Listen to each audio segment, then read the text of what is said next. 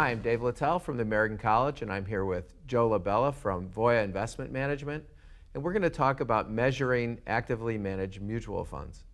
Welcome, Joe. Thanks, David, for having me. Okay.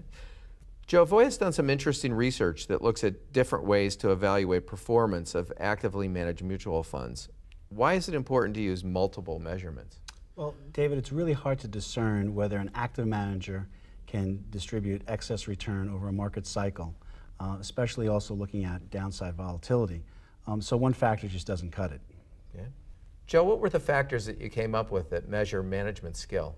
So we have 6 factors in all, and we have 3 specifically for finding out if a manager has skill. And it's really important to find out if a manager has skill or luck. I mean, skill is repeatable, luck is not. So if you think about it, the first one, information ratio, and that's really to discern whether that manager has skill over time. Are they taking slightly more risk, deviating away from the benchmark and getting excess return from that? One of the examples I like to use, and it's fraught with examples, is sports. So if you think of in baseball, on-base percentage, what is that? Well, it's the percentage that a batter will get on base. And there are many ways a batter can get on base, right? They can get hit by a pitch, they can walk, they can bunt, they can hit a single. Same thing for investment managers, right? If they have a skill set that's repeatable year in and year out, they're going to get a high information ratio, which is what you want when you construct a portfolio. Okay. The other factor we used is Sortino ratio. Now this is where Voya is a little different with our consistency lens tool, because we're really concerned with downside volatility. We're all familiar with standard deviation, which is used in the Sharpe ratio for risk-adjusted returns, and it's a great measure. But if you think about what do clients really care about? They care about the probability of losing money. So if you take standard deviation and you cut it in half, as Frank Sortino did, just focusing on the downside, it's really important. You want to find those managers that have a low probability of losing money. Okay. And finally, the third skill factor is overall ratio. And what is overall ratio? Well, frankly, what we did is we took upside capture and divided it by downside capture. And why did we do that?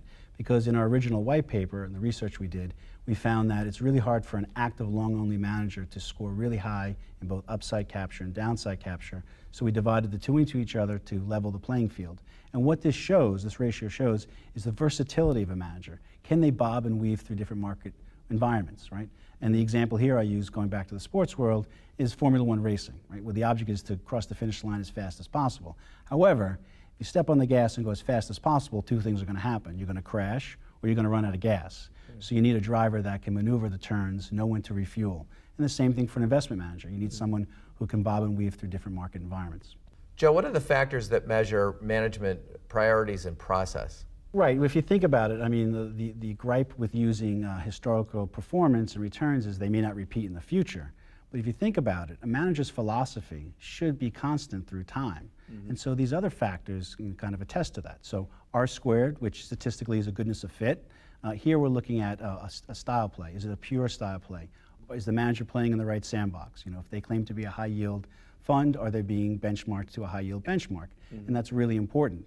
Because if you think about it, are they following their own philosophy? If they're following their own philosophy, or the returns coming from that index, right? So if you have an R squared that's slowly getting lower and lower over time, and performance is still stellar, it might be a concern of where that performance is coming from. And so R squared is really important. It also validates all the other factors. It's almost like the canary in the coal mine.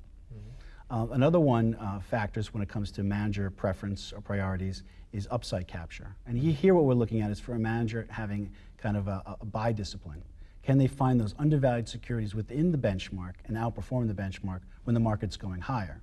And then the third one is downside capture, which is just the reverse. Here it's a little different. I mean, the lower the score, the better, right? So if the market is down, does this manager have a sell discipline?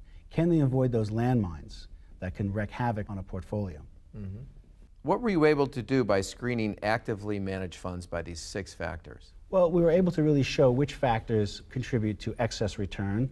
Some did a tremendous job at showing a high level of excess return, others not so much. But the point here is not that all the factors contributed equally. They didn't. But each of the factors contributed to the overall analysis in the sense that where you may have a upside capture ratio that exhibits a lot of excess return, and R squared maybe doesn't contribute as much. However, when it comes to downside volatility, they definitely mitigate that. And so it's really important to have a combination of factors that can do different things. All right, when you're doing this measurement, how do you use the data? Well, that's important because the data is key on getting the right analysis. And it's important to look at different ways of looking at return history. Now, traditionally, I was taught to use trailing returns, 1, 3, 5, and 10. And frankly, if you had a wholesaler come into your office, that's what they tout, their latest fund, either getting on Morningstar as a 5-star rated fund, and their 1, 3, 5, and 10-year numbers beat the benchmark. And that's a good starting point. But if you think about it, you're only dealing with a few data points. So how do you discern whether a manager has skill or luck? What we do at Voya Investment Management is we look at the rolling returns, specifically 36-month or 3-year rolling returns.